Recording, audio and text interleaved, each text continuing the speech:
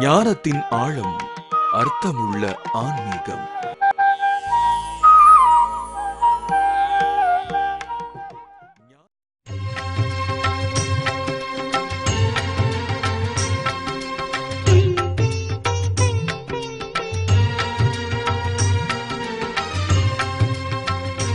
திருச்சிற்றம்பலம். அருட்பெருஞ்சோதி அருட்பெருஞ்சோதி தனிப்பெருங்கருணை அருட்பெருஞ்சோதி.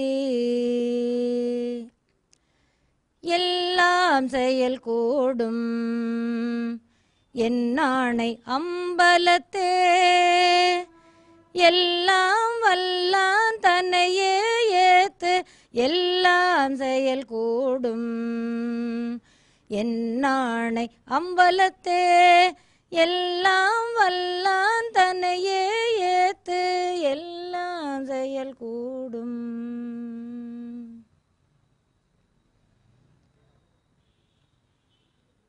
வள்ளலார் சுவாமிகள் தெய்வ பேதம் இல்லாமல் கணபதி, முருகன், சிவபெருமான், வடிவுடையனாகிய உமையம்மை என்று பல்வேறு நிலைகளிலும் தெய்வத்தை வணங்கியவர். இறுதியிலே அருட்பெருஞ்சோதி ஆண்டவராக சிவபெருமானையே கண்டு தொழுகின்றார்.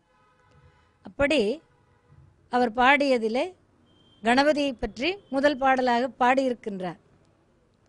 அதை நாம் பாடுவோமே.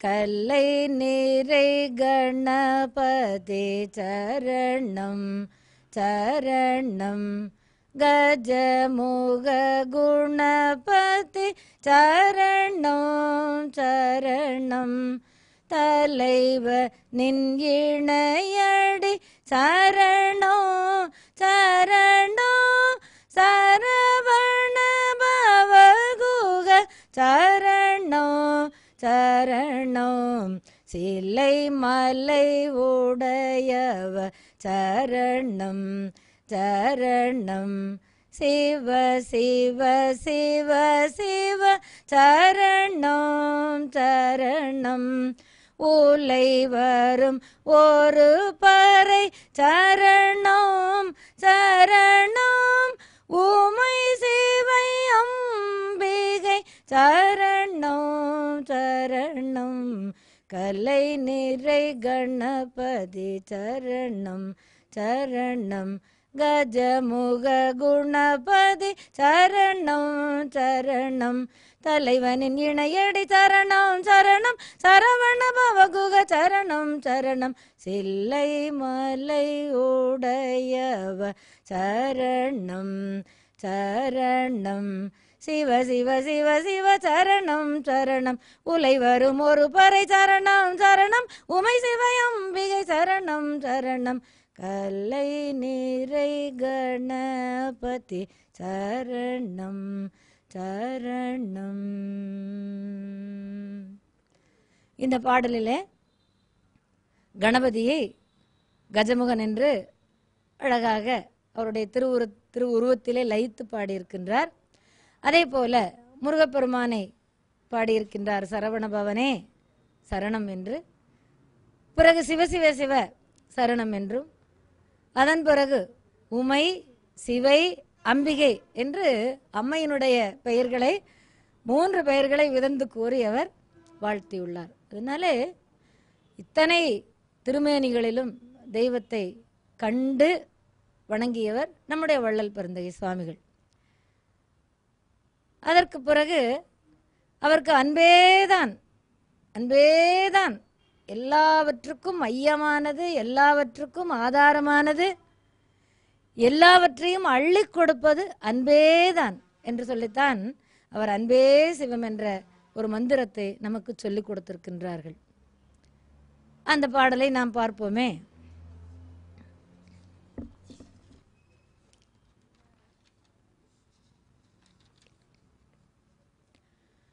அன்பெனும் பிடியுள் அகப்படும் மலையே, அன்பெனும் கூடில் போகும் அரசே அன்பெனும் பிடியுள் அகப்படும் மலையே அன்பெனும் கூடில் புகும் அரசே அன்பெனும் வலைக்குள் படுபரம் பொருளே அன்பெனும் கரத்தமர் அமுதே அன்பெனும் வலைக்குள் படுபரம் பொருளே அன்பெனும் கரத்தமர் அமுதே அன்பெனும் கடத்துள் அடங்கிடும் கடலே அன்பெனும் உயிரொளி அறிவே அன்பெனும் கடத்துள் அடங்கிடும் கடலே அன்பெனும் உயிரொளி அறிவே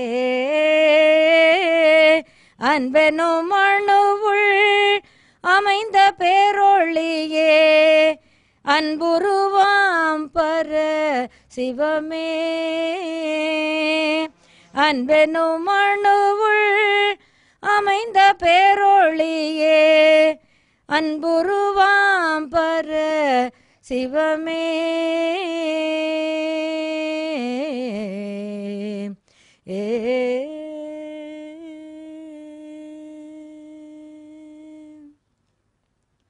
அன்பெனும் பிடிக்குள் அகப்படும் மலையே. ஒரு மலையே அன்பெனும் பிடிக்குள் அகப்பட்டு விடும். 2 கைகளால் ஒரு மலையை அணைத்து அடக்கிவிட முடியுமா? ஆனால் அன்பு என்கின்ற ஒரே ஒரு பிடிக்குள் அந்த பெரிய மலை அடங்கிவிடும் என்றால் அந்த அன்பின் தகைமை என்ன? அன்பெனும் குடில் புகும் அரசே. அரசன் எவ்வளவு உயர்ந்தவன், எவ்வளவு மேன்மையானவன். அவனிடமும் அன்பு காட்டினால் நம்முடைய உள்ளமாகிய குகையில் வந்து புகுந்து விடுவான். அரசே என்று யாரை சொல்லுகின்றார்? இங்கே பரமாக விளங்குகின்ற அந்த பரஞ்சோதியை சொல்லுகின்றார். எத்தனை பூஜைகள், எத்தனை வழிபாடுகள், எத்தனை அபிஷேகங்கள், எத்தனை அலங்காரங்கள், எவ்வளவு நைவேத்தியங்கள், எத்தனை செய்த ஒருவன் ஒரு துளி அன்பில்லாமல் இத்தனையையும் செய்துவிட்டால் யாதொரு பயனும் இல்லை. அவனிடம் எப்படி இறைவன் வந்து குடியிருப்பார்? பார்வைக்காக, படோடாபத்திற்காக, மக்கள் தன்னை புகழ வேண்டும், வாழ்த்த வேண்டும் என்பதற்காக செய்கின்றானோ? ஆனால் அவனிடம் ஒரு துளி அன்பு இருந்தால் போதும். அந்த அன்பு ஒன்றை மட்டும் காட்டினால் அவனுடைய உள்ளத்திற்குள்ளே வகுந்து இறைவன் கோயில் கொள்வான். அதைத்தான் சொன்னார் நம்முடைய திருமந்திரத்திலே திருமூலர். அன்பெனும் பிடியுள் அகப்படும் மலையே என்று வள்ளலார் பெருந்தகை அந்த அன்பு என்பதற்கு சொன்னதற்கு, உள்ளத்திலே இறைவன் குடிபுகுவான் என்று சொல்லுவதற்கு, உள்ளம் பெருங்கோயில் ஊன் உடம்பு ஆலயம் வள்ளல் பிரானார்க்கு வாய் கோபுர வாசல் தெள்ளத் தெளிந்தார்க்கு ஜீவன் சிவலிங்கம் கள்ளப்புலன் 5 காளா மணிவிளக்கு. பனைக்கை மும்மத வேழம் உரித்தவன் நினைப்பவர் மனம் கோயிலா கொண்டவன் என்று திருநாவுக்கரசு சுவாமிகள் சொல்லுவார். அன்போடு யாரெல்லாம் இறைவனை நினைக்கின்றோமோ அவருடைய உள்ளத்தையே கோயிலாக கொண்டு வந்து அமர்ந்து விடுவான் இறைவன் என்று சொல்லுகிறார். அதனாலே தான் இந்த இடத்திலே நம்முடைய சுவாமிகள் அன்பெனும் குடில் புகும் அரசே என்றார். பெரிய மாட மாளிகைகள், கூட கோபுரங்கள் தேவையில்லை. குடிலாக இருந்தாலும் அது அன்பால் ஆகிய குடில், அது உள்ளமாகிய அன்பால் ஆகிய குடில் என்றால் உடனே ஓடி வந்து இறைவன் அங்கே குடிகொள்வான். அது அந்த அன்பு என்கின்ற பண்பு தனக்கென எதையும் வைத்துக் கொள்ளாது, பிறர்க்காகவே அனைத்தையும் கொடுக்கும், உயிரையும் கொடுக்கும். அத்தகைய மேன்மையான அன்பு. எனவே தான் அந்த அன்பை வைத்து நம்முடைய வள்ளலார் சுவாமிகள் அன்பெனும் குடில் புகும் அரசே என்றார். இந்த அன்பே சிவம் என்ற ஒரு சொல்லினாலே, ஒரு மகா மந்திரத்தினாலே எத்தனை பேரை ஆட்கொண்டிருக்கிறார் வள்ளலார் சுவாமிகள். வடலூரிலே நீங்கள் ஒவ்வொரு வருடமும் தைப்பூச விழாவிலே கோடானு கோடி ஜனங்களை காணலாம். மாதந்தோறும் நடக்கின்ற அந்த பூச விழாவிலே ஆயிரக்கணக்கான பேரை காணலாம். எப்படி அவர்களுடைய உள்ளத்திற்குள்ளே இந்த அன்பு என்கின்ற ஒரு பெரிய மந்திரம் அவர்களுக்குள் உயிரோட்டமாக நின்று அங்கே அத்துணை பேரையும் ஒருங்கு கூட செய்கின்ற அந்த சன்மார்க்க நிலையை காட்டுகிறது என்றால் இந்த வள்ளலார் கண்ட அன்பின் மேன்மை. அந்த அன்புதான் சங்கமாக மாறியது, சன்மார்க்க சங்கமாக மாறியது. எல்லாரையும் ஒரே போல ஒப்ப காண்பதாக இருக்கின்ற, ஒரே தன்மையாக காண்கின்றதாக இருக்கின்றது. வேறுபாடு எதுவும் இல்லாதது. சமயத்தினாலோ மதத்தினாலோ ஜாதியினாலோ இப்படி எந்த வகையிலுமே வேறுபாடு காணாத ஒரு தன்மை நம்மிடம் வருவதற்கு, அது வளர்வதற்கு அன்பு என்கின்ற ஒன்றுதான் ஆதாரமான சக்தியாக அமைகின்றது. எனவேதான் நம்முடைய வள்ளலார் சுவாமிகள் அன்பெனும் பிடியுள் அகப்படும் மலையே என்றார். ஆக அந்த அன்பெனும் வலைக்குள் படு பரம்பொருள். வலை விரித்து வைத்திருப்போம். இந்த பறவைகளை பிடிப்பதற்கு வலை விரித்து வைத்திருப்போம். அத்தனை பறவைகளும் வராவிட்டாலும் சில பறவைகள் கண்டிப்பாக அதிலே மாட்டும். இந்த இடத்திலே அன்பு என்கின்ற வலையை நாம் விரித்து வைத்திருக்கிறோம். மனிதன் ஆசை வலைக்குட்படுவான். ஆசை என்பதை வலையாக விரித்து வைத்திருப்பான். எத்தனையோ எதிர்பார்ப்புகளோடு, எத்தனையோ வரும் என்று எதிர்பார்த்து அந்த ஆசை வலையை விரித்து வைத்திருப்பான். ஆனால் அதை மாற்றி அன்பு என்கின்ற வலையை விரித்தால் அதிலே யார் வந்து மாட்டிக்கொள்ளுவார்? இறைவன் வந்து மாட்டிக்கொள்ளுவார். நம்முடைய அன்பாகிய வலையை பறந்து விரித்து வைக்கும் பொழுது கண்டிப்பாக யாரும் வருவார்கள். யாரும் வருகின்றார்களோ வரவில்லையோ அதை பற்றி கவலை நாம் கொள்ள வேண்டியதில்லை. ஆனால் நம்முடைய ஆண்டவன், அருட்பெருஞ்சோதி ஆண்டவன், அந்த அன்பு என்கின்ற வலைக்குள் வந்து நம்முடைய இருப்பான். நம்முடைய அன்பு வலைக்குள் அவன் வந்து விட்டான் என்றால் நாமும் விடமாட்டோம், அவனும் செல்ல முடியாது. அத்தகையதொரு பிணைப்பு, அத்தகையதொரு கட்டாக கட்டுகின்ற தன்மை அந்த அன்பிற்கு உண்டு. எனவேதான் அன்பெனும் வலைக்குள் படு பரம்பொருளே என்றார். அது சாதாரண பொருளா? உலகியல் விஷயத்திலே எத்தனையோ பொருட்கள் உண்டு. பொன், பொருள், மண் என்று சொல்லி மூன்றை அடிப்படையாக சொன்னாலும் ஒவ்வொன்றும் பலவாறாக விரிந்து பல்வேறு செல்வங்களை காட்டும். அத்தனை பொருட்களும் நிலையானவையா? இல்லை, நிலையற்றவை. ஆனால் இறையருள் ஒன்றே நிலையானது. அவன் பொருளாக விளங்குகின்றான். என்ன பொருள்? மெய்ப்பொருள். இந்த உலகத்திலே எல்லாம் நிலையில்லை. எந்தெந்த பொருளை கை விரலாலோ அல்லது சுட்டி காட்டுகின்றோமோ அந்த பொருளெல்லாம் அழிந்து விடும். ஆனால் பரம்பொருளாக விளங்குகின்ற இறைவனை எந்த இடத்திலே இருக்கின்றான் என்று சுட்டிக்காட்ட முடியுமா? முடியாது. அணுவிற்குள் அணுவாக இருக்கின்றான்.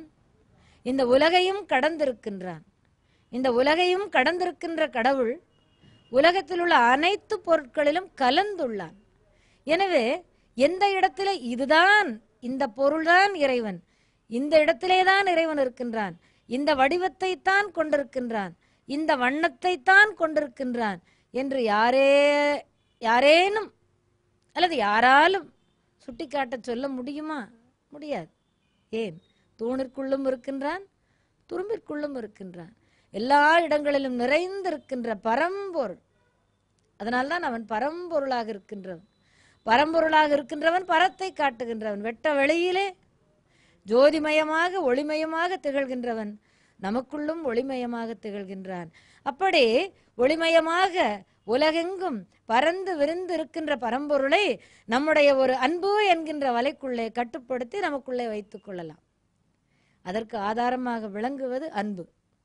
கண்ண பரமாத்மாவிடம் யார் கட்டியது? விதுரன் கட்டினானே, அன்பினால் உன்னை கட்டிவிடுவேன் என்று சொல்லி இந்த விதுரன் அன்பினால் கண்ண பரமாத்மாவை கட்டினானே, அப்படி போல அன்பு என்கின்ற ஒரு தன்மையினால் யாரையும் நாம் அரவணைத்து செல்லலாம்.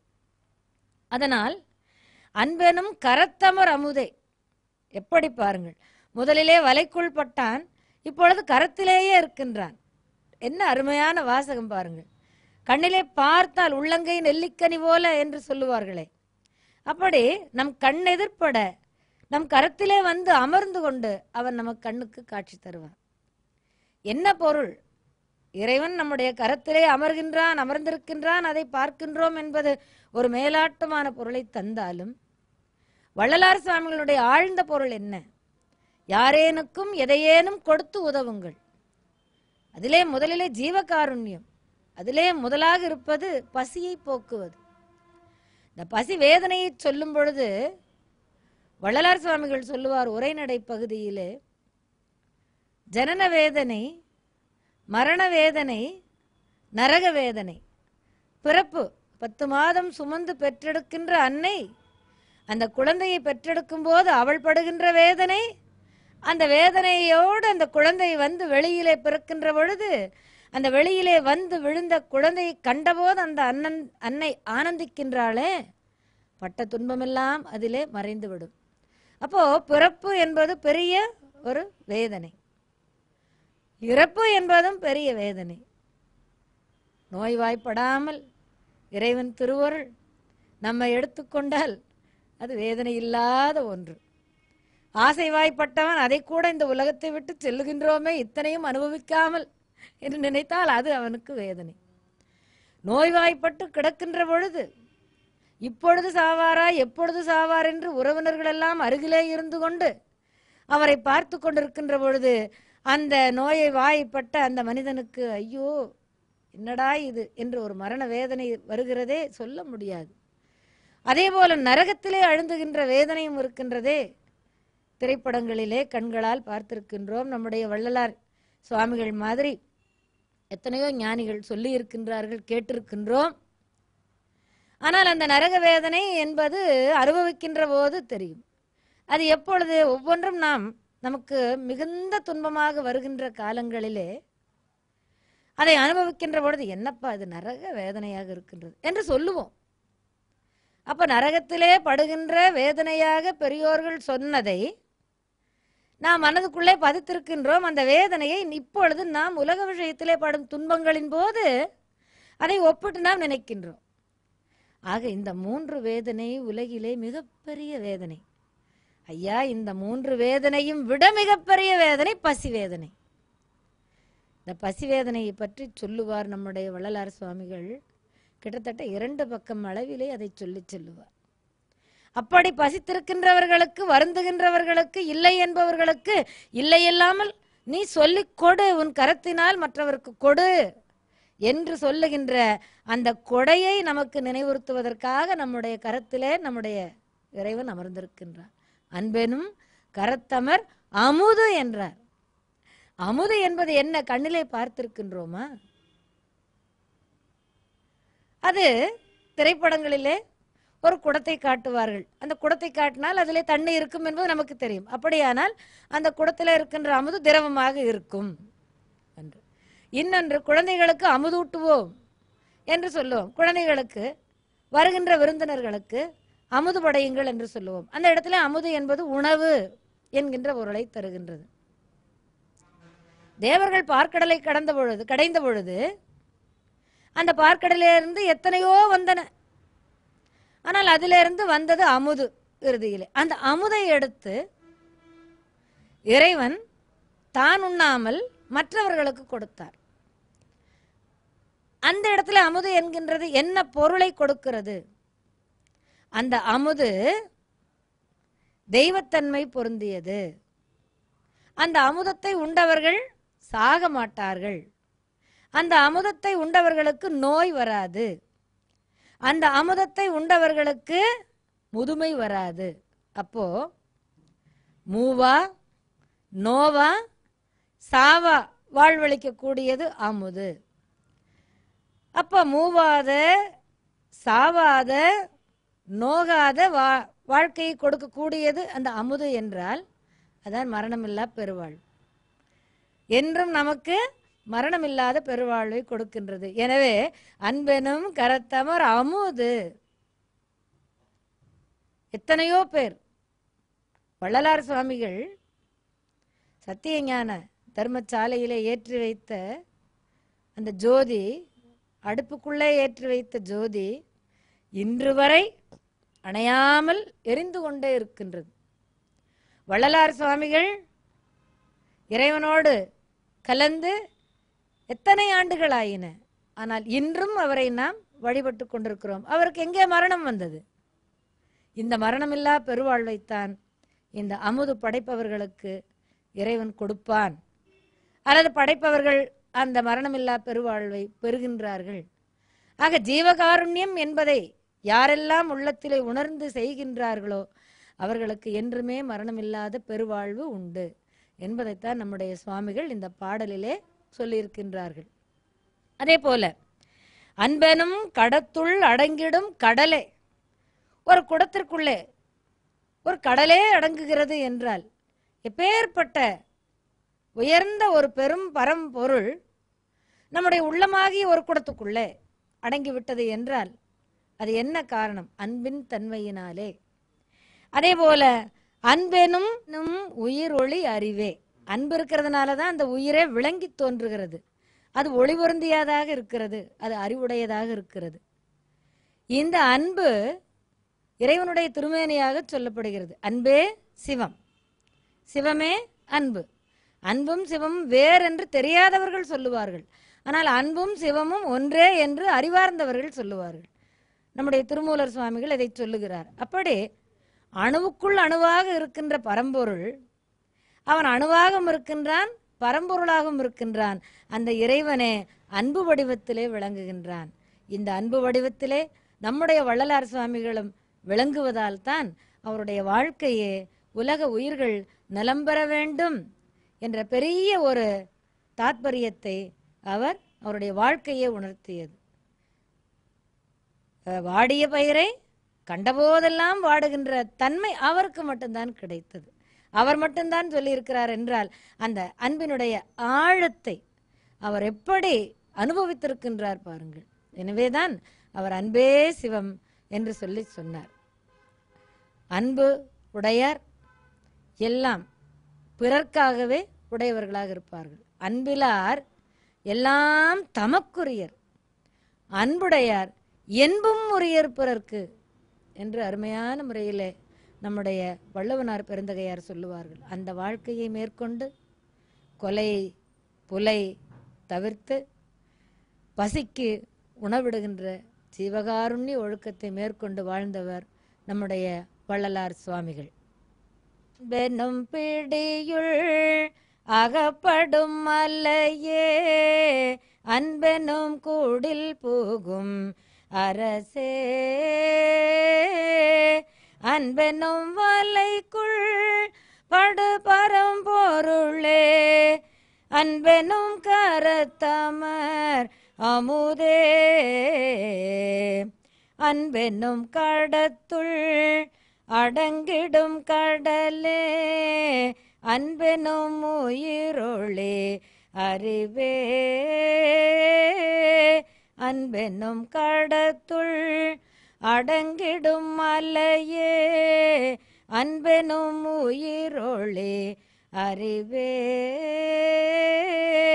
அன்பெனும் அணுவுள் அமைந்த பேரொளியே, அன்புருவாம் பர சிவமே, அன்பெனும் அணுவுள் அமைந்த பேரொளியே, அன்புருவாம் பர சிவமே, அன்பெனும் பிடியுள் அகப்படும் மலையே, அன்பெனும் கூடில் புகும் அரசே.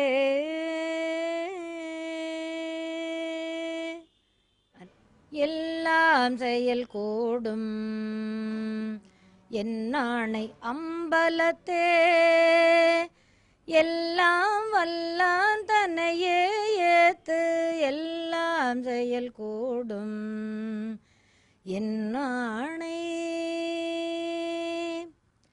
அருட்பெருஞ்சோதி அருட்பெருஞ்சோதி தனிப்பெருங்கருணை அருட்பெருஞ்சோதி அன்பே சிவம். வள்ளலார் சுவாமிகள்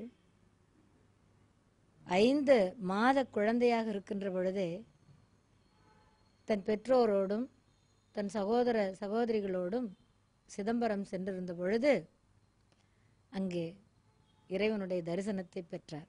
தன்னுடைய பாடலிலேயே அவர் சொல்லி இருக்கின்றார், 5 மாத குழந்தையாக இருக்கின்ற பொழுதே அந்த திரை விலகி அவருக்கு தரிசனம் கிடைத்தது. அதை பார்த்து அவர் உணர்ந்திருக்கின்றார் என்றால் அவர் பிறவியிலேயே இறை அம்சமாக தான் பிறந்திருக்கிறார் என்று தான் சொல்ல முடியும்.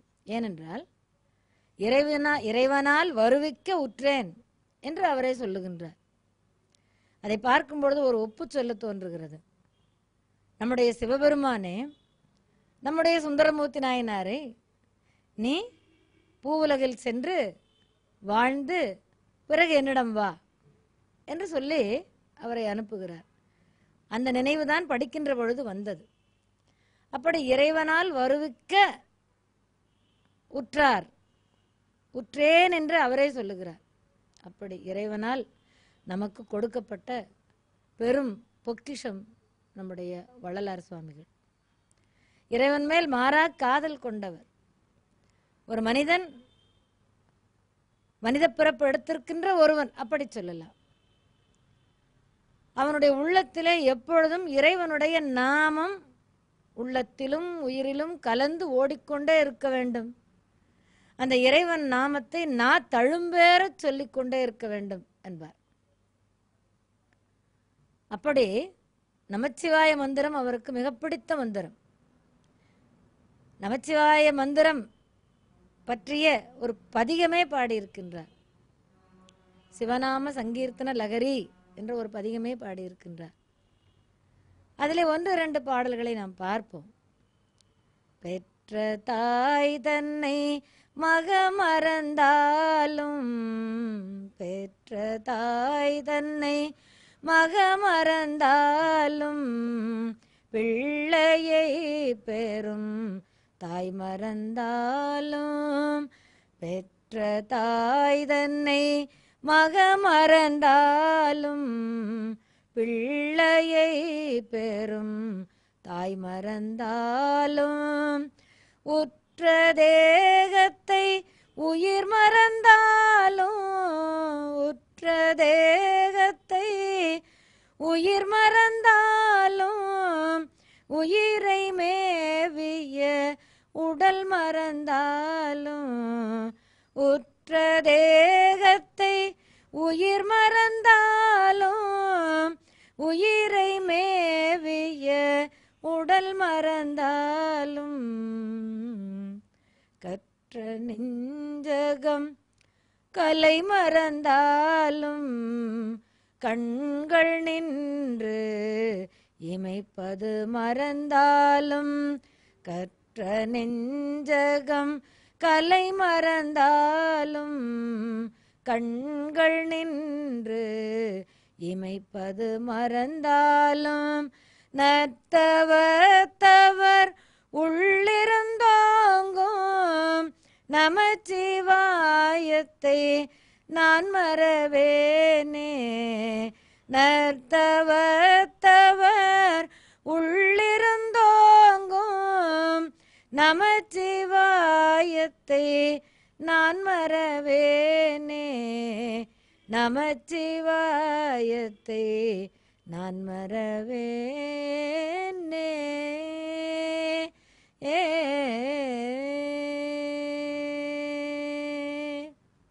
என்று நமச்சிவாய மந்திரத்தை நான் மறவேன், நான் மறவேன், நான் மறவேன் என்று பாடுகின்றார். பெற்ற தாய் தன்னை மறந்தாலும் அவருக்கு அன்றே இன்றைய கால சூழ்நிலை உணர்ந்திருக்க முடிந்திருக்கின்றது. இப்படி ஒரு காலம் வரும் என்று அவருக்கு உள்ளே இறைவன் திருவருள் உணர்த்தி இருக்குமோ? இருக்கலாம். தீர்க்கதரிசியாக விளங்கியவர் நம்முடைய வள்ளல் சுவாமிகள். பெற்ற தாய்தனை மகள் மறந்தாலும், பிள்ளையை பெரும் தாய் மறந்தாலும், உற்ற தேகத்தை உயிர் மறந்தாலும், உயிரை மேவிய உடல் மறைந்தாலும், கற்ற நெஞ்சகம் கலை மறந்தாலும், கண்கள் நின்று இமைப்பது மறந்தாலும் நல்ல தவத்தோர்கள் உள்ளத்திலே அவர்கள் எப்பொழுதுமே சொல்லிக் கொண்டிருக்கின்ற அந்த நமச்சிவாய மந்திரத்தை நான் மறவேன் என்கின்றார். காலச்சூழலிலே பெற்ற தாயை பிள்ளை மறக்கக்கூடும். எத்தனையோ நிலைகள் உண்டு. உதாரணமாக வள்ளலார் சுவாமிகளுடைய அந்த வாழ்க்கையை எடுத்துக்கொண்டாலும் கூட அவருடைய வாழ்க்கையில மறப்பு என்பது உறவுக்குள்ளே வரவில்லை. இருந்தாலும் ஒரு ஒதுக்கம் ஆகி இருக்கக்கூடிய ஒரு நிலை வந்தது. நான் படிக்க மாட்டேன் படிக்க மாட்டேன், பள்ளிக்கு செல்ல மாட்டேன் செல்ல மாட்டேன் என்று இவர் சொல்லிக் கொண்டிருந்த பொழுது அவருடைய அண்ணார் சபாபதியார், நீ பள்ளிக்கு சென்று படிக்க வேண்டும் என்று எவ்வளவோ வற்புறுத்துகிறார். ஆனால் பள்ளிக்கு சென்று பயில அவருக்கு விருப்பம் இல்லையே. ஏனென்றால் ஓதாது உணர்ந்த உத்தமர் அவர். ஓதாமலேயே உணர்ந்து கொள்ளக்கூடிய ஒரு ஆற்றல் இறைவன் திருவருளால் அவருக்குள்ளே பொதிந்திருந்தது. எனவே கல்வி பள்ளிக்கூடம் சென்று கற்க வேண்டிய ஒரு ஆர்வம் அவருக்கு வரவில்லை இயல்பிலேயே.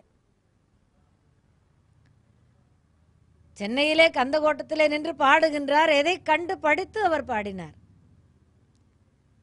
இத்தனை திருமுறைகள் பாடினார். எந்த ஆசிரியரிடம் படித்து அவர் பாடினார்? ஓதாது உணர்ந்த உத்தமர். அப்படி எனவே நீ பள்ளிக்கு செல்லவில்லை என்றால் என் கண்ணிலே விழிக்காதே, வீட்டிலே இருக்காத, வெளியிலே போ என்று சொல்லி தள்ளி விடுகின்றார். அப்போ ஒரு பிரிவு என்கின்ற ஒரு நிலை வருகின்றது.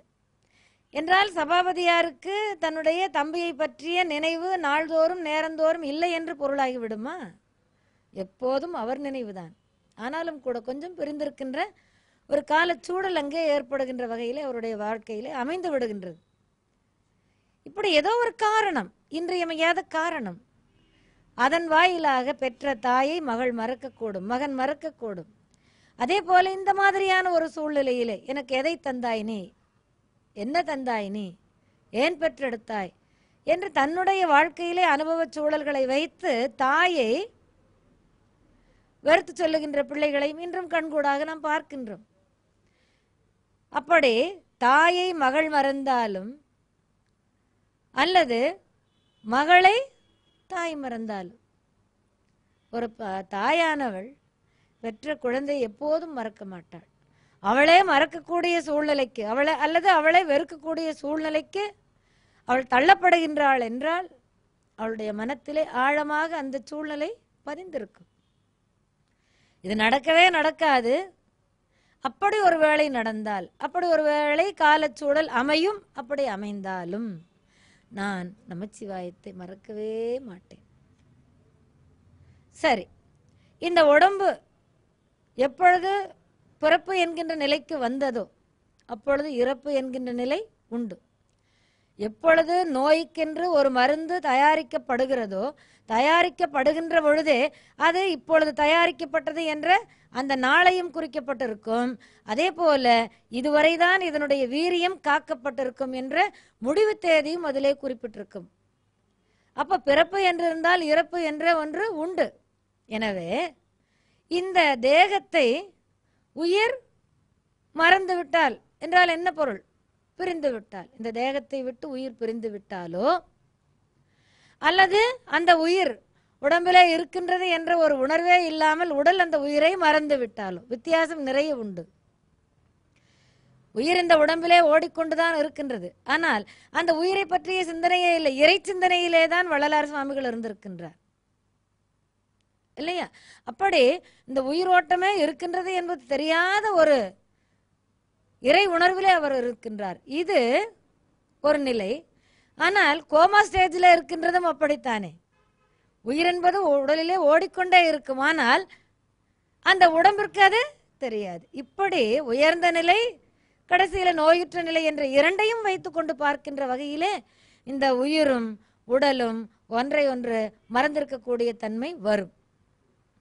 அப்படிப்பட்ட நிலையிலும் நான் நமச்சிவாயத்தை மறவேன். அடுத்தது சொல்லுகின்றார். என்ன சொல்லுகின்றார்? கற்ற நெஞ்சகம் கலை மறந்தாலும். எத்தனையோ கல்விகள், எத்தனையோ அறிவு, அந்த அத்தனையும் கற்று கற்று கற்று உள்ளத்திலே வைத்து கொண்டிருக்கின்ற ஒருவர் எந்த நேரத்தில் எதை கேட்டாலும் உடனடியாக சொல்லிவிடுவார். சகலகலா வல்லவர், சகலாகம பண்டிதர் என்றே ஒருவர் இருந்தார்.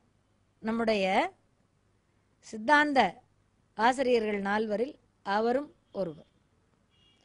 அப்படி எந்த நேரத்தில் எதை கேட்டாலும் உடனுக்குடனாக சொல்லுகின்ற ஒரு அறிவு ஆற்றல், அது அபரிமிதமான ஆற்றலை பெற்றிருக்கக்கூடிய ஒருவர்.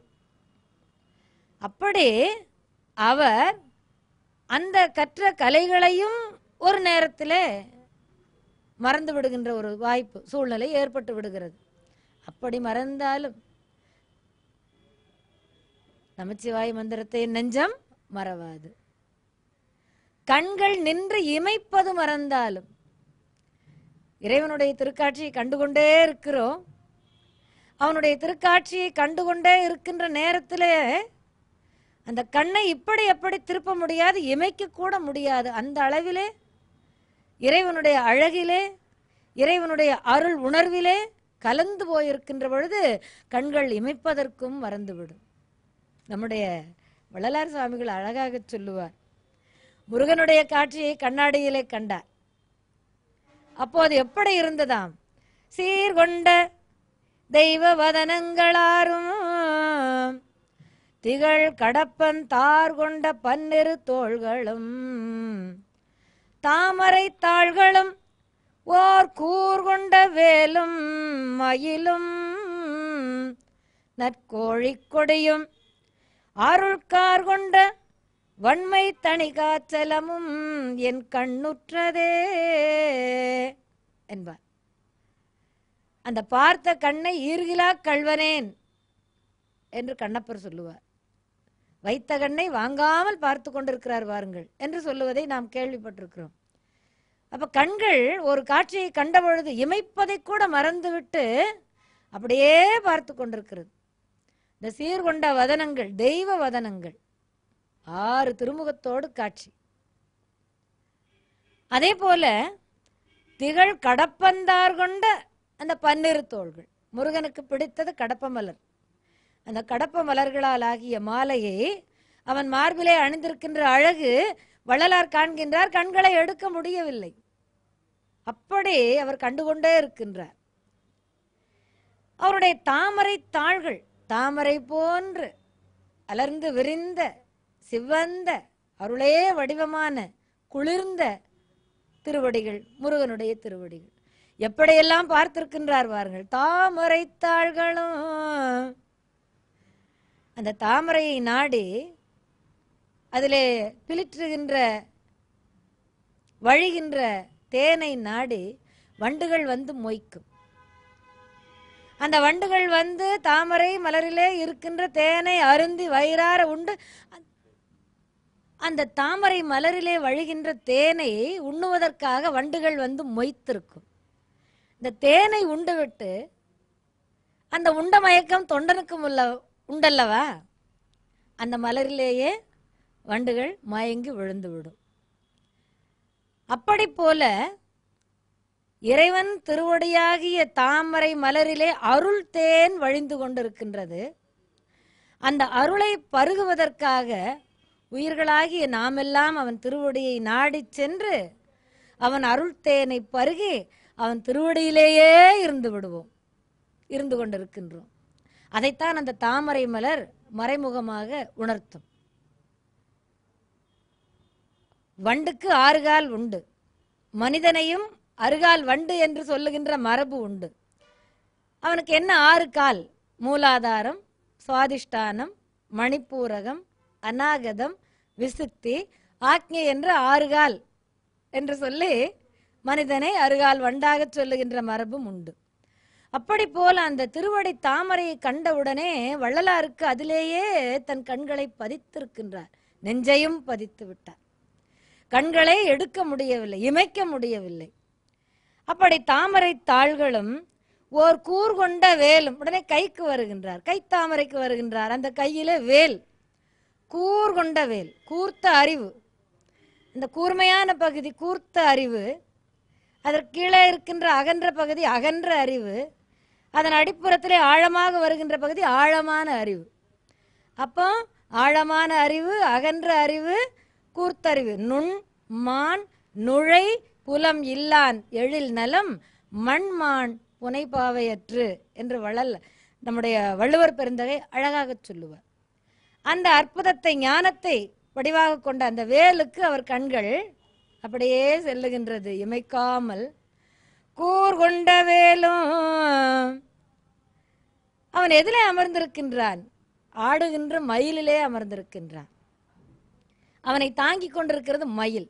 அந்த மயிலுக்கு அப்படியே தன்னுடைய உள்ளம் செல்லுகிறது. மயில் மேல் ஆடி வருகின்றான் முருகன். அந்த மயிலும் பிறகு இன்னொரு கையில என்ன விளங்குகின்றது? நற்கோழி கொடியும், கோழிக்கொடி, அந்த கொடியையும் பார்க்கின்றார்.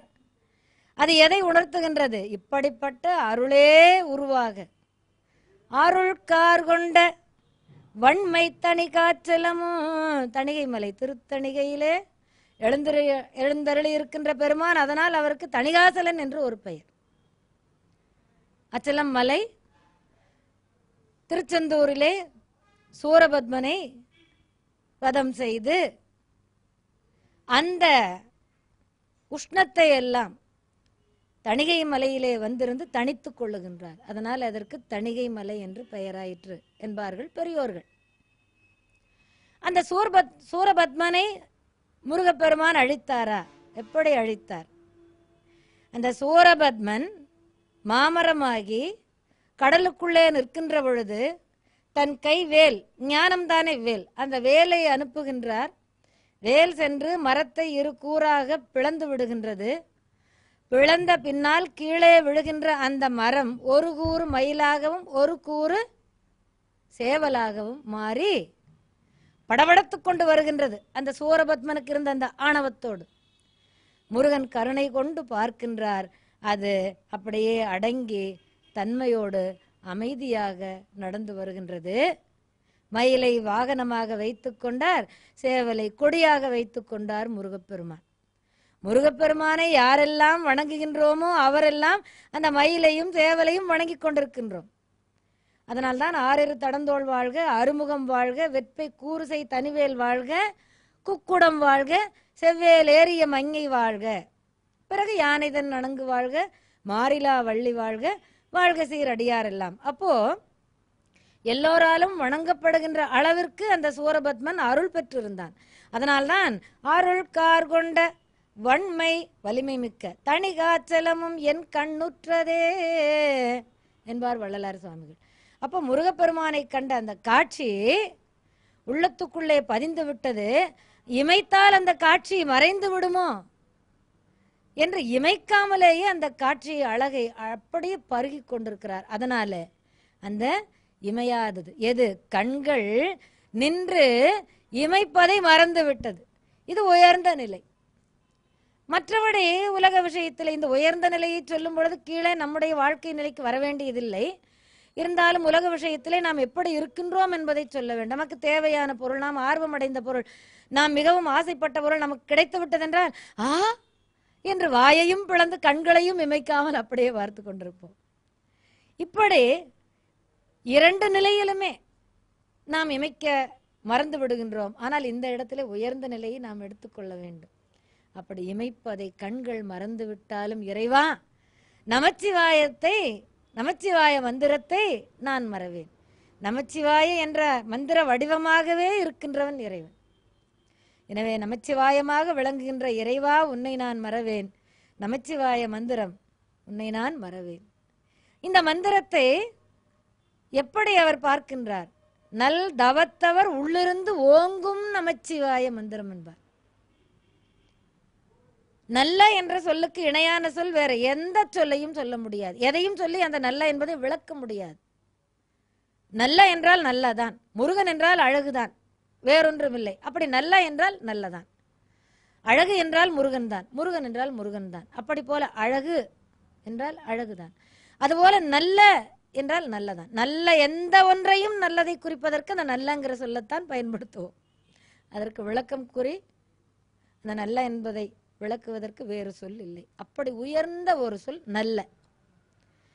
அப்படி நல்ல தவத்தவர்கள் என்றும் எப்போதும் இறைவனையே நினைந்து கொண்டு ஜெபம் தவம் தியானம் செய்து கொண்டிருக்கின்றார்களே, அவர்களுடைய உள்ளத்துக்குள்ளே உயிருக்குள்ளே உணர்வுக்குள்ளே கலந்து ஓடிக்கொண்டிருக்கின்ற மந்திரம் நமச்சிவாய மந்திரம். ஓடிக்கொண்டிருக்கின்ற உணர்வு இறை உணர்வு. அவர்கள் காண்கின்ற காட்சி அந்த இறை காட்சி. அப்படி எந்த நேரமும் தவத்திலே இருந்து கொண்டிருக்கின்றவர்கள் சொல்லுகின்ற மந்திரம் நமச்சிவாய மந்திரம். சொல்லுவதல்ல, இந்த பேசாத எழுத்து என்று சிகாரத்தை சொல்லுவார்கள். பேசிய பொழுதும் பேசாத பொழுதும் அந்த இறை நாமத்தையே உள்ளே அப்படியே ஓட்டிக்கொண்டிருப்பார்கள். இரத்த ஓட்டமாக, காற்றோட்டமாக, காந்த மின்காந்த அலைகள் ஓட்டமாக ஓடிக்கொண்டிருப்பது நமச்சிவாய மந்திரம். மற்றபடி சாதாரணமானவர்கள் சொல்லுகின்ற மந்திரம் எப்படி இருக்கும்? தனக்கு ஒரு பொருள் வேண்டும், தனக்கு ஒரு நிலை வேண்டும், தமக்கு ஒரு நல்லது நடக்க வேண்டும், தமக்கு ஒரு நோய் நன்றாக வேண்டும் என்று தன்னுடைய வேண்டுதல்களை வைத்து பாடுவார்கள். நமச்சிவாய மந்திரத்தை சொல்லுகின்றவர்கள் அப்படி சொல்லுகின்றவர்கள் சாதாரணமான நிலையிலே உலக விஷயத்திலே இருக்கின்றவர்கள். இதில் என்ன தெரிகின்றது என்றால், இந்த பிறப்பெடுத்த பின்னாலே மனிதன் உலகத்திலே வாழ்ந்துதான் ஆக வேண்டும். வாழ்வதற்கு இறைவன் உலகத்தை கொடுத்திருக்கின்றான். அனுபவிப்பதற்கு இந்த உடம்பிலே கரணங்களை கொடுத்திருக்கின்றான். அந்த அனுபவிக்கின்ற நிலையிலே உணர்கின்ற அளவிற்கு போகத்தையும் கொடுத்திருக்கின்றான். அப்போ இந்த உயிர்களுக்கு தேவையானவற்றை எல்லாம் இந்த உலகத்திலே அனுபவிப்பதற்கென்று இறைவனை தான் கொடுத்திருக்கின்றான். அனுபவிக்கின்ற காலத்திலே அது வேண்டும் இது வேண்டும் என்று நாம் கேட்டு பெறுகின்றதற்கும் இறைவனுடைய வணக்கம் நமக்கு வேண்டுகின்றது. அந்த வணக்கத்தையும் அவன் கொடுத்திருக்கின்றான். அப்போ அதை பெற்றுக்கொள்வதற்கும் நமச்சிவாய மந்திரத்தை சொல்லுகின்றோம். அதை கடந்தும் இறை உணர்வை பெறுகின்றதற்கும் நமச்சிவாய மந்திரத்தை சொல்லுகின்றோம். இதை என்ன சொல்லுகின்றார் என்றால், அருணகிரி பெருமான் இக பர சௌபாகியம், இகத்திற்கு வேண்டுகின்ற செல்வங்களும் பரத்திற்கு வேண்டுகின்ற செல்வங்களும் தேவை என்றால் நமக்கு தேவை நமச்சிவாய மந்திரம். அதை சொல்லிக்கொண்டே இருக்க வேண்டும், அதை சொல்லிக்கொண்டே இருக்க வேண்டும். உயிரோடு உணர்வோடு கலந்து சொல்லிக்கொண்டே இருக்க வேண்டும். நம்முடைய உயிரோட்டத்திலே கலந்திருக்க வேண்டும். இக பர சௌபாகியம் அருள்வாயே என்று சொல்லுவார். அதே போல இன்னொரு பாடலிலே தகைமை சிவஞான முக்தி பரகதியும் நீ கொடுத்து தயை புரிய வேணும் நெய்த்த வடிவேலா என்று சொல்லுவார். தகைமை சிவஞான முக்தி வேண்டும். அதற்கு பிறகு சகல செல்வ யோகம் மிக்க பெருவாழ்வு, சகல செல்வங்களும் பெற்று வாழ்கின்ற இக உலக வாழ்க்கை. இதற்கு பிறகு தகைமை சிவஞான முக்தி பரகதி, அதுவும் எனக்கு வேண்டும். அப்ப இகத்திலும் பரத்திலும் நன்றாக வாழ்கின்ற வாழ்க்கை, தேவையானவற்றை பெற வேண்டிய வாழ்க்கை நமக்கு வேண்டும் என்று சொல்லுவது நமக்கு மந்திரம். அது நமச்சிவாய மந்திரம். எனவே அத்தகைய மந்திரத்தை, நமச்சிவாய மந்திரத்தை நான் மறவேன். எத்தனை உலகத்திலே நடக்காதது நடந்தாலும், நடைபெறக்கூடாதது நடந்தாலும் நடக்கலாம், ஆனால் நமச்சிவாய மந்திரத்தை என் நெஞ்சம் மறவாது என்று வள்ளல் பெருந்தகையார் நமக்கு அறிவுறுத்துகின்றார்.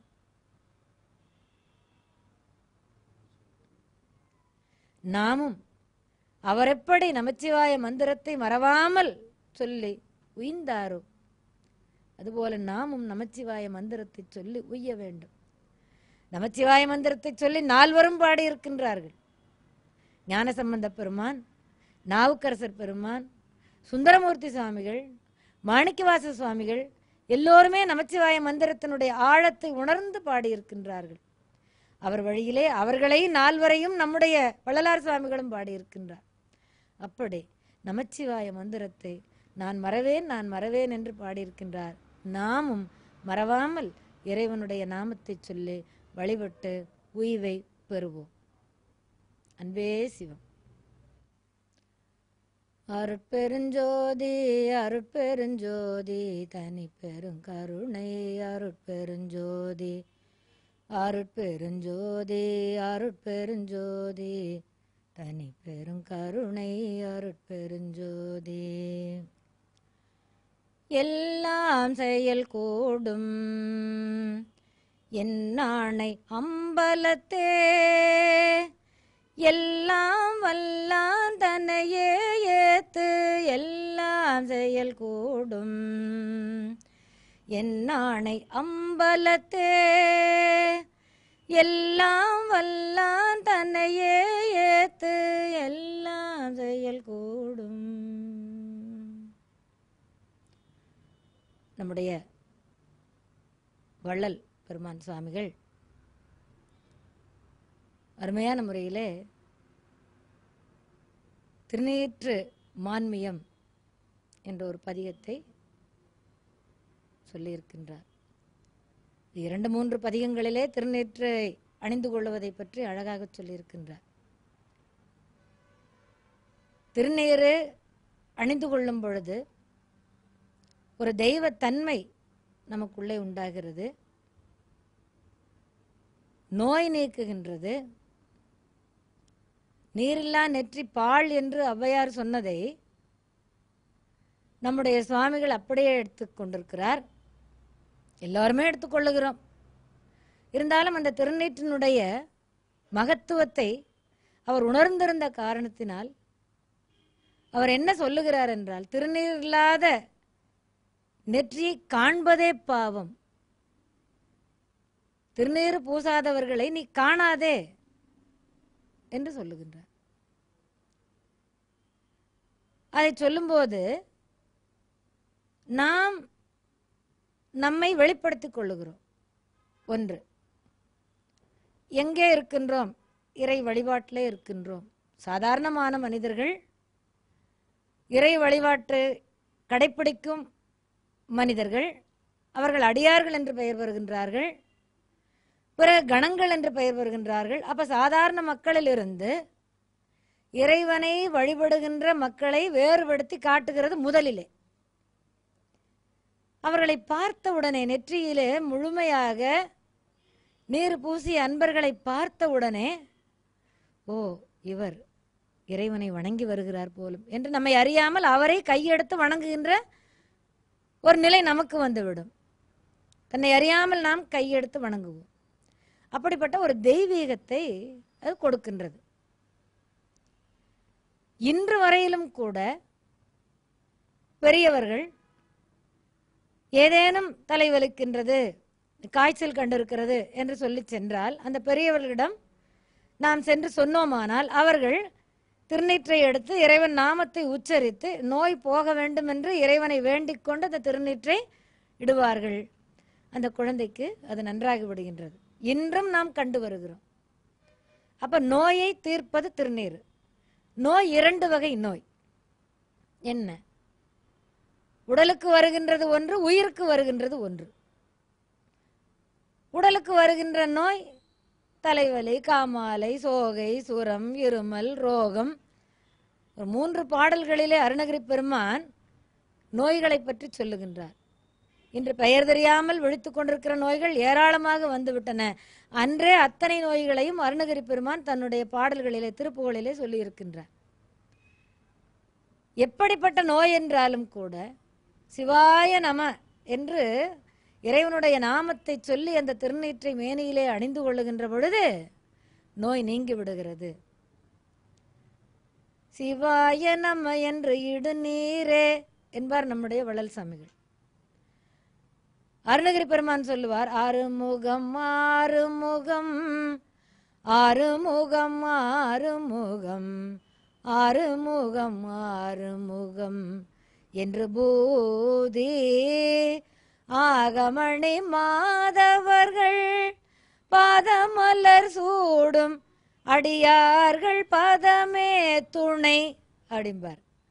6 முகம் என்று 6 முறை சொல்லி யார் தன்னுடைய ஆகத்திலே அணிந்து கொள்ளுகின்ற அடியார்களோ அந்த அடியார்களின் பாதத்தை சூடுகின்ற ஒரு பெருமை அந்த அடியார்களே எனக்கு துணை என்பார். எப்படி பாருங்கள். அந்த மாதிரி நம்முடைய வள்ளல் பெருந்தகையும் சொல்லுவார். சிவாய நம என்று இடுநீரே, சிவாய நம என்று நீரணிந்தேன் என்பார் நம்முடைய சுவாமிகள்.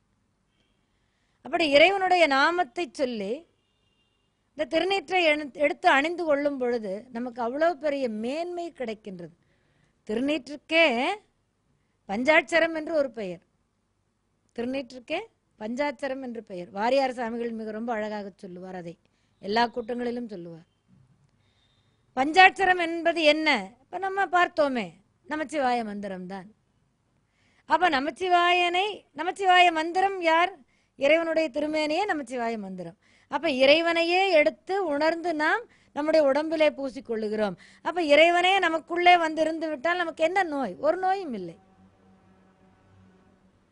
அந்த திருநீற்றை, மிக்க புனிதமான திருநீற்றை பற்றி சொல்லும் பொழுது தன்னை பதிகங்களிலும் சொன்னாலும் இடையிடையே தம்முடைய பாடல்களிலும் சொல்லி இருக்கின்றார் நம்முடைய வள்ளலார் சுவாமிகள். பாடற்கினிய வாக்களிக்கும், பாலும் சோறும் பரிந்தளிக்கும், கூடற்கினிய அடியவர்தம் கூட்டம் அளிக்கும் குணம் அளிக்கும். பாடற்கினிய வாக்களிக்கும், பாலும் சோறும் பரிந்தளிக்கும், கூடற்கினிய அடியவர்தம் கூட்டம் அளிக்கும் குணம் அளிக்கும். ஆடற்கினிய நெஞ்சே நீ அஞ்சேல் என்மேல் ஆணை கண்டாய், தேடற்கினிய சீரளிக்கும் சிவாய நம என்று இடுநீரே. ஆடற்கினிய நெஞ்சே நீ அஞ்சேல் என்மேல் ஆணை கண்டாய், தேடற்கினிய சீரளிக்கும் சிவாய நம என்று இடுநீரே. சிவாய நம என்று திருநீற்றை எடுத்து நம் நெற்றியிலேயும் அங்கங்களிலேயும் பூசிக்கொள்ளும் பொழுது நமக்கு எத்தனை எத்தனை கிடைக்கின்றன. அழகாக நம்முடைய திருஞான சம்பந்த பெருமான் சொல்லுவார். திருநீற்று பதிகம் என்றே அதற்கு பெயர். மந்திரமாவது நீரு, வானவர் மேலது நீரு, சுந்தரமாவது நீரு, துதிக்கப்படுவது நீரு, தந்திரமாவது நீரு, சமயத்தில் உள்ளது நீரு, செந்தூவர் வாய் உமை பங்கன் திரு ஆலவாயான் திருநீரே. மந்திரமாவது நீர், மந்திரமேதான் திருநீர். மந்திரம் என்பது என்ன? இறைவனுடைய திருமேனி. அப்ப மந்திரமாவது நீர். வானவர் மேலது நீர், வானவர்கள் எல்லாம் தங்களுடைய திருமேனியிலே பூசிக்கொள்ளுகிறார்கள். ஏனென்றால் அது நமக்கு காவலை தருகின்றது. கங்காளன் பூசும் கவச திருநீற்றை மங்காமல் பூசி மகிழ்வீரே யாமாகில் தங்கா வினைகளும் சாரும் சிவகதி. நம்மிடம் உள்ள வினைகள் எல்லாம் ஓடிப்போகும், நம்மை சிவகதி சார்ந்து வரும், நாம் சிவகதியை சார்ந்து இருப்போம். அப்படிப்பட்ட ஒரு அற்புதமான காப்பாக அமைவது நமக்கு திருநீர். சுந்தரமாவது நீரு, நமக்கு அழகை தருவது. அழகே எனக்கு இல்லை என்று ஒருவர் வருத்தப்படுகிறார் என்றால் அவர் திருநீற்றை எடுத்து பூசிக்கொண்டு மீண்டும் தன்னை கண்ணாடியிலே பார்த்தால் அவ்வளவு அழகாக தெரிவாராம். அப்படி ஒரு அழகை தருவது திருநீர். அந்த திருநீரு என்னென்ன மேன்மைகளை தருகிறது என்று இந்த ஒரு பாடலை மட்டும் எடுத்துக்கொண்டு நாம் சொல்லும்போது பார்த்தால், பாடுவதற்கு இனிய வாக்கை அளிக்கின்றது. நம்முடைய வாயிலே இருந்து வருகின்ற சொற்கள் எல்லாம் இனிமையான சொற்களாக இருக்க வேண்டும். அதுதான் நம்முடைய வள்ளலார் சுவாமிகளின் அடிப்படையான கொள்கை. யார் ஒருவரை கண்டு பேசும் பொழுதும் மனது துன்புறாத வகையிலே பேசு, இனிய உளவாக கூறு, இன்னாத கூறாதே. அப்ப இனிமையாக பேசுகின்ற சொற்கள் தான் ஒருவருடைய மனத்தை மகிழ்விக்கும். அவர் உள்ளம் மகிழும் போது உயிரே மகிழும்.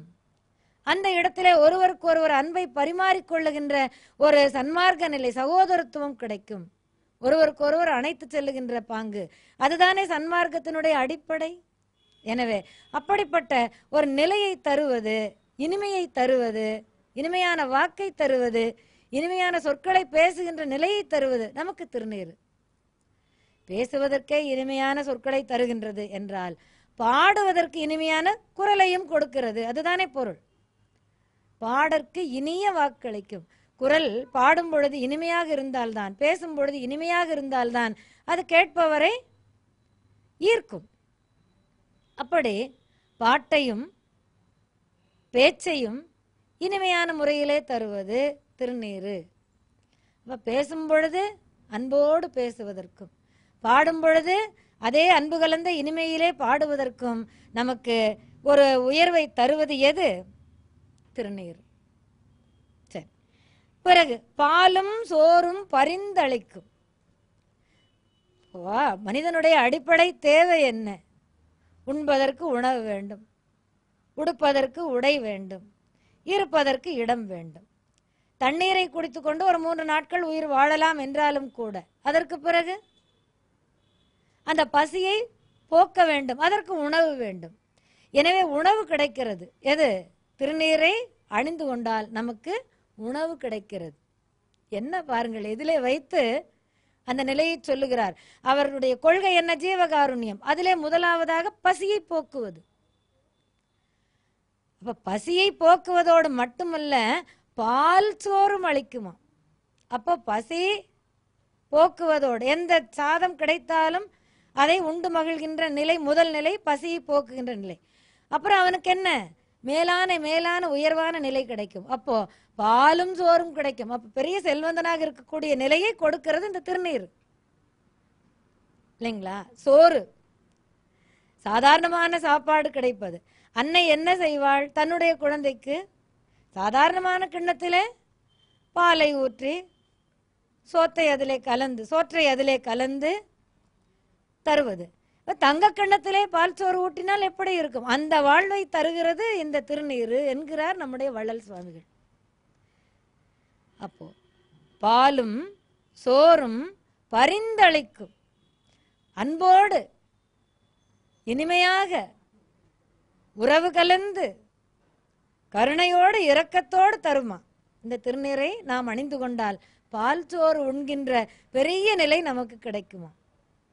இது மனிதனுடைய வாக்கு. பாருங்கள், ஆரம்பத்திலே அடிப்படையான ஆதாரணமான நிலைகள் அதை தருகின்றது என்று நம்முடைய வள்ளலார் சுவாமிகள் சொல்லுகிறார்.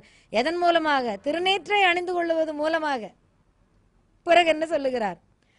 கூடற்கு இனிய அடியவர்தம் கூட்டம் அழைக்கும். உரைநடை பகுதியிலே நம்முடைய சுவாமிகள் சொல்லும்போது சொல்லுவார், யாரேனும் உன்னிடம் மாறுபட்டு வருகின்றார்களா, அவர்களிடம் அன்போடு பேசு, அவர்கள் திருந்துவார்கள்.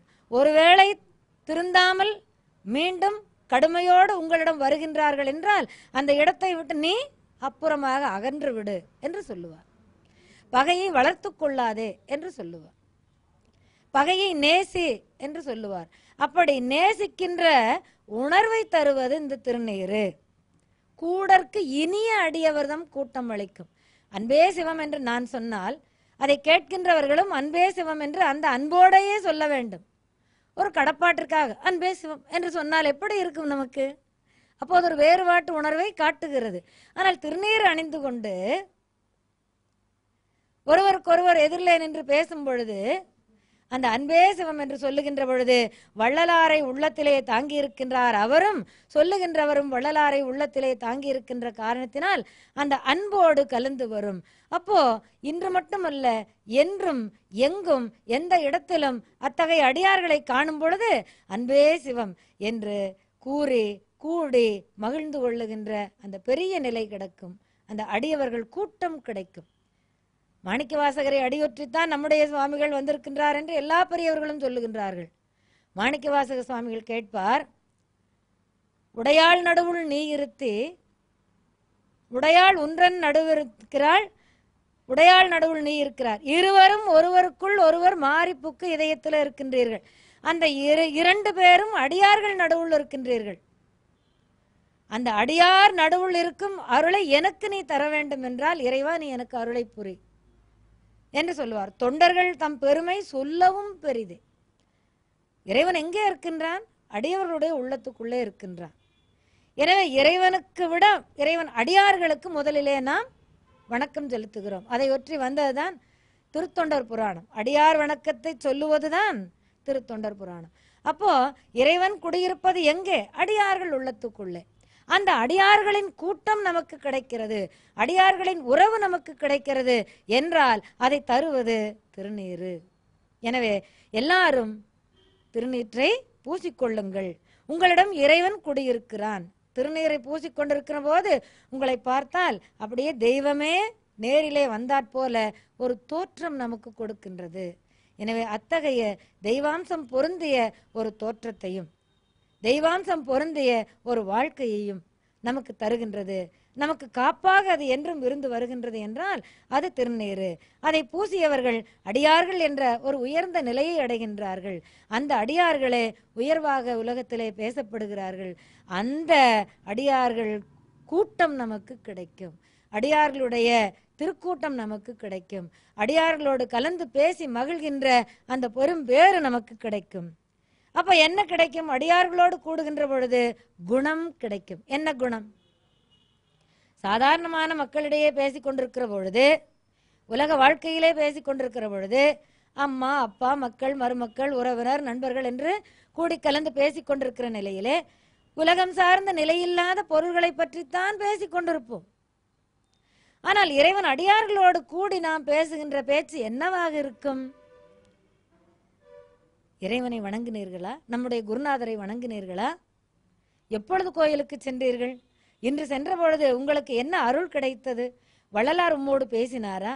அவருடைய பாடலை எந்த பாடலை பாடினீர்கள் என்று இந்த இறை சார்ந்த அந்த பேச்சுக்களைத்தான் நாம் பேசுவோம். அதுதான் மேம்பட்ட குணம்.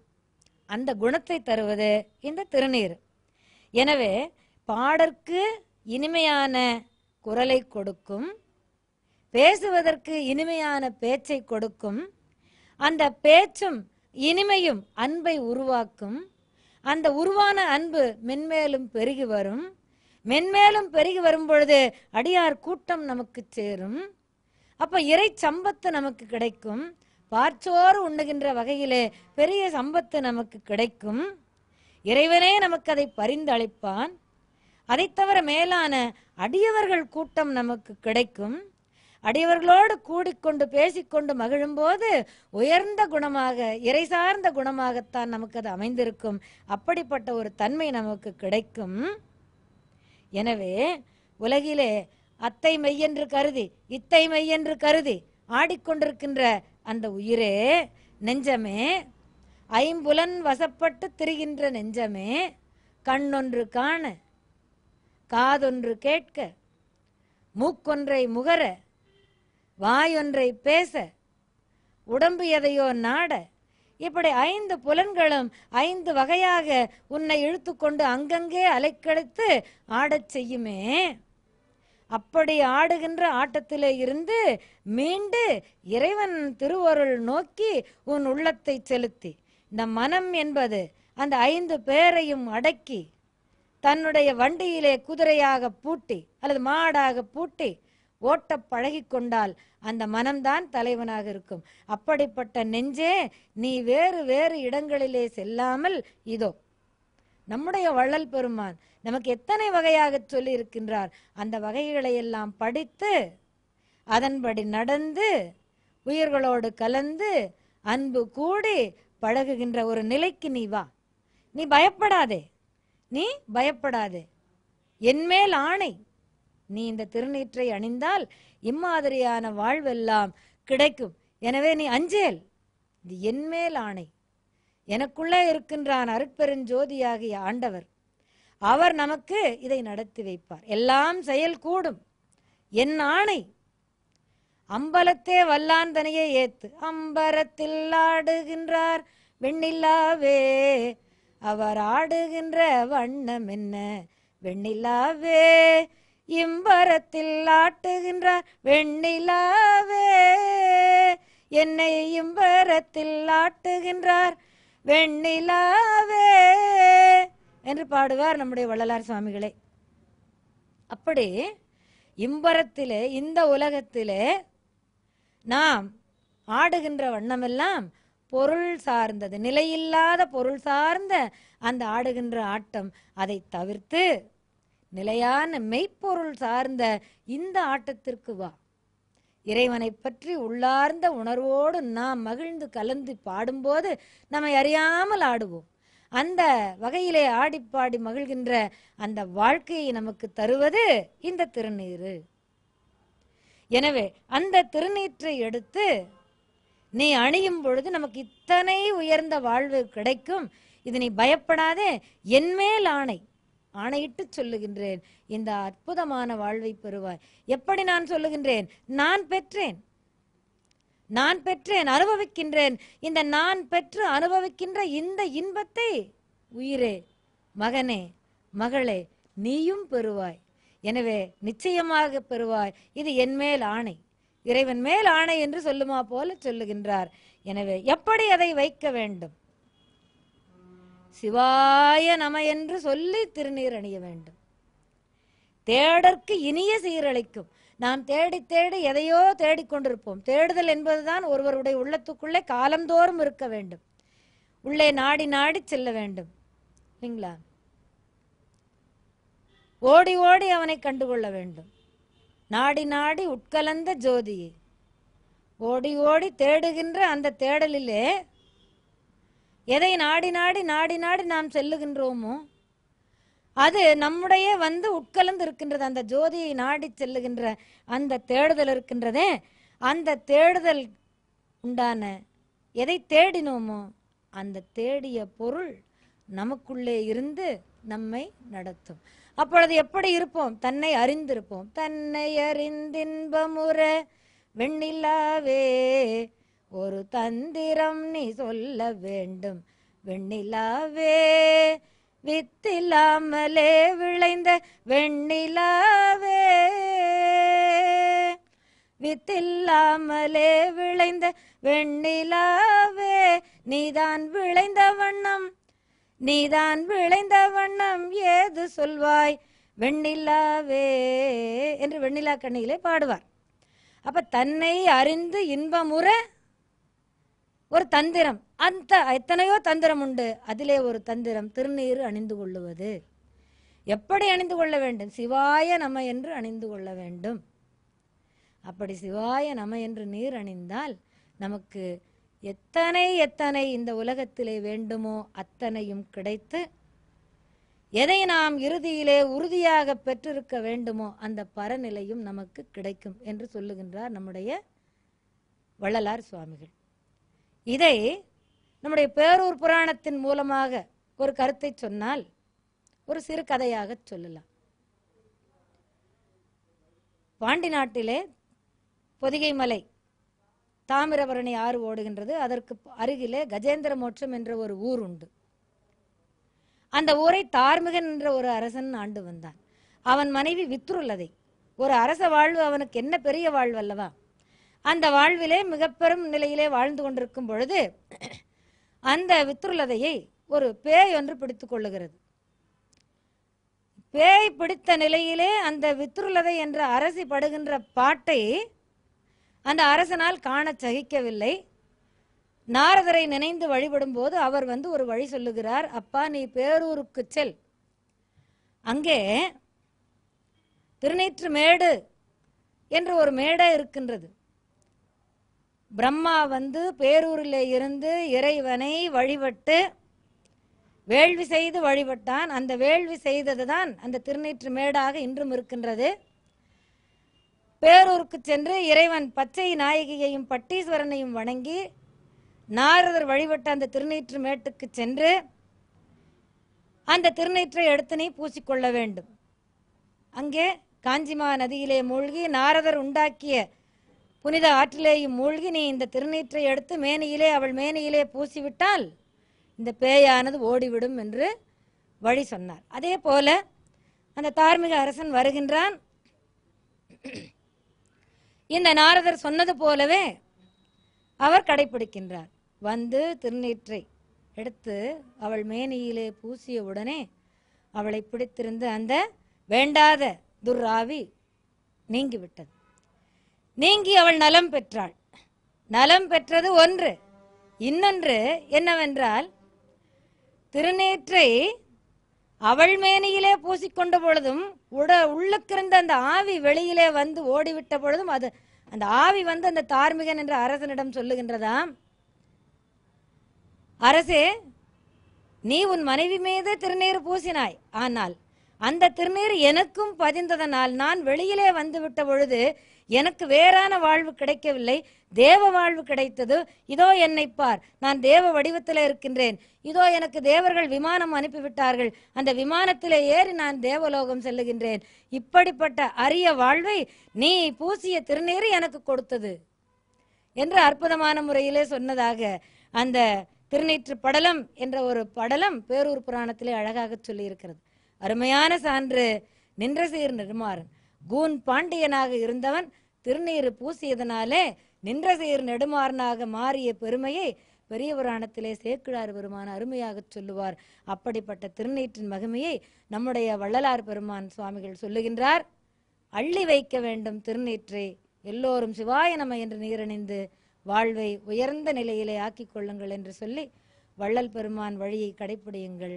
வாழ்க நீடூழி. அன்பே சிவம். அருட்பெருஞ்சோதி அருட்பெருஞ்சோதி தனி பெரும் கருணை அருட்பெருஞ்சோதி அருட்பெருஞ்சோதி அருட்பெருஞ்சோதி தனி பெரும் கருணை அருட்பெருஞ்சோதி.